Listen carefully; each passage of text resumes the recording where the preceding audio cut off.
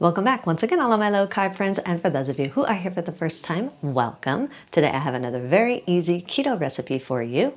A lot of you have probably seen or even tried the viral cottage cheese flatbread recipe that's been floating around out there, and maybe you've liked it, maybe you haven't.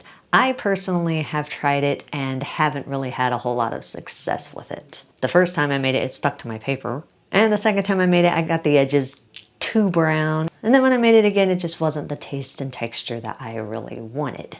So I was scrolling through social media a few weeks back and I saw a recipe pop up for mini cottage cheese flatbreads. And I thought, hey, maybe this recipe will be better and maybe this will please my palate.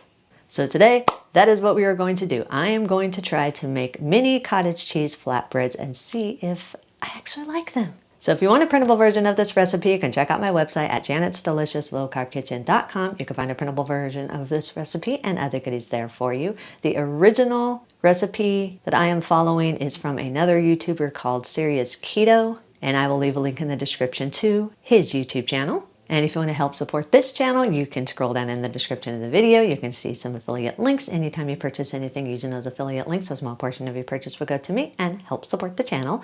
Also, you can check out my other YouTube channel, Inspirational Songs with Janet. I've posted another new song there, so make sure you check that out and subscribe there also. And while you do all that, let's get cooking.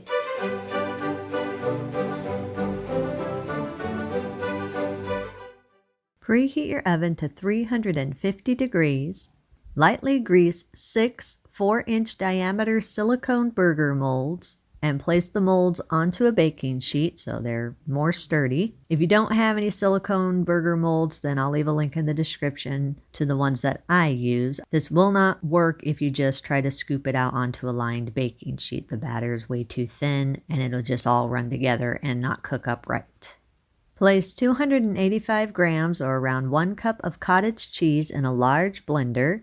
I'm using small curd, full fat cottage cheese that has at least 4% milk fat. I'm pretty sure any cottage cheese will work though. Add 2 large eggs, and if you want to, you can add about a teaspoon or so of any dry seasonings or dry spices. I'm using a half teaspoon of dry Italian seasoning just to give my bread a little bit of flavor. Blend everything together for about 1 minute or so, or until the batter is completely smooth and slightly foamy. Now, one big tip is I strongly suggest you weigh your cottage cheese. If the cottage cheese and egg ratio is not right, then this will not work.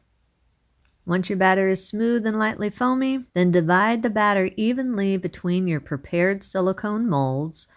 It's roughly around a 1/3 cup of the batter in each one of the molds, give or take a bit. Place the flatbreads into your preheated oven. Bake at 350 degrees for 25 minutes or until the flatbreads are golden and puffy. Once the flatbreads are done baking, remove them from the oven and allow them to sit in the molds for about 5 minutes. While they're sitting, the flatbreads will deflate. You want that, that's a good thing. After about 5 minutes and the flatbreads have deflated, turn the flatbreads over and place them back into the molds. They're still going to be a little bit moist. Then place the flatbreads back into your oven at 350 degrees and cook for another 5 minutes or until the breads are no longer moist.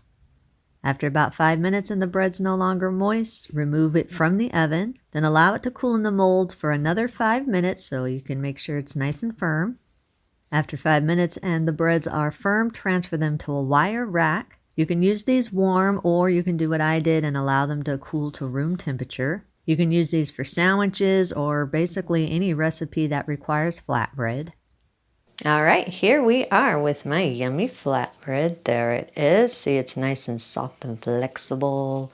You can fold it. Yeah, nice and soft. It feels almost like an egg patty, which isn't bad. I'm not opposed to that texture, but I have a feeling it probably is going to have an egg taste, which again, in a sandwich, I don't mind. That doesn't usually bother me. So it looks good. It smells good. Normally, if you're wanting a whole sandwich, you'd stack 2 of these on top.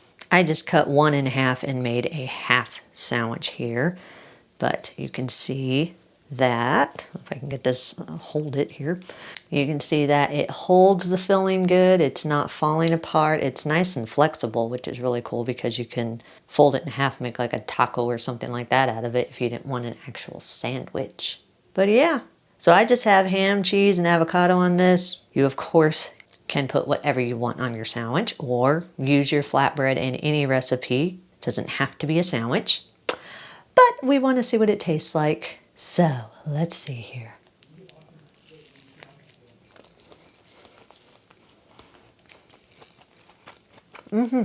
Yeah. Yeah.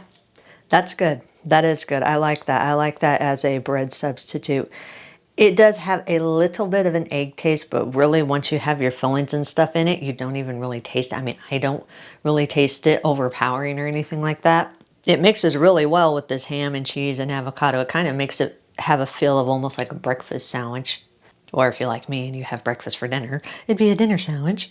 But yeah, I would definitely say that this version turned out way better than my other ones. My other ones just, like I said, they just didn't fit my palate.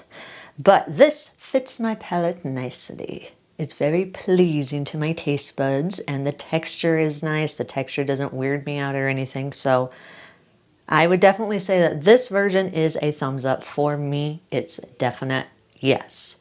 Very easy, very tasty, very versatile. Yes, yes. You can eat these immediately. If you do have any leftovers, store them in an airtight container in your refrigerator for up to 2 days, or store them in a freezer-safe airtight container in your freezer for up to 1 month. If you do freeze these, make sure that you put some pieces of parchment paper in between each one of the flatbreads so they won't stick together. Then eat and enjoy. And that's a recipe of the day. I hope you enjoyed it. If you did and you want to see more videos like this, make sure you click that thumbs up like button, click that subscribe button, leave me a comment if you want to. Let me know if there's any recipes that you'd like to learn how to make, and I'll do what I can to get those out there for you. And as always, keep cooking.